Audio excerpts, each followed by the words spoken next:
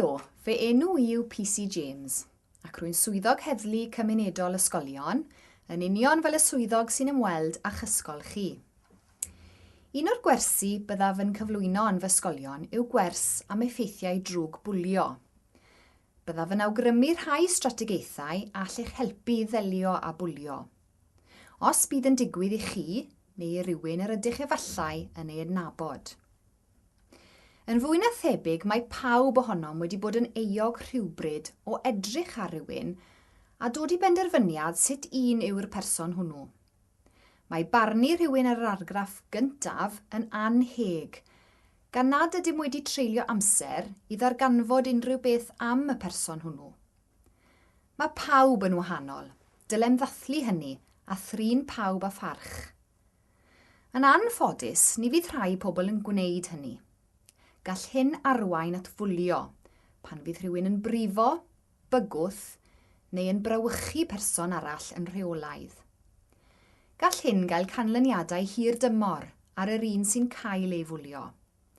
Gall bwlio fod yn gicio, pwnio, galw enwau, dwyn pethau pobl eraill, anfon negeseuon text cas, peidio gadael i rywun ymuno mewn gweithgareddau, galw enwau ar bobl oherwydd eu bod yn edrych yn wahanol, neu gwneud sylwadau hiliol neu homofobig.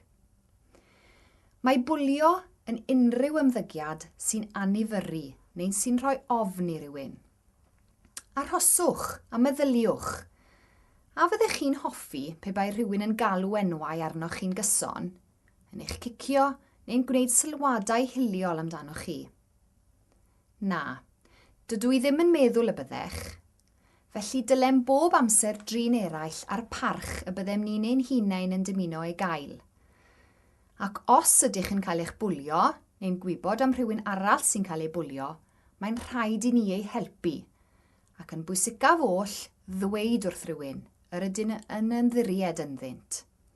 Fel eich mam neu eich tad, brawd neu chwaer hun, eich swyddog heddlu cymunedol ysgolion, neu'ch athro, athrawes, neu ffoniwch childline, dim 800, 1111. Nid yw gwneud dim yn opsiwn, oherwydd mae'n union fel petai chi'n cefnogi'r bwli. Mae rhaid i ni weithio gyda'n gilydd a helpu ein gilydd i sicrhau ein bod i gyd yn byw mewn amgylchedd sy'n rhydd o fwlio.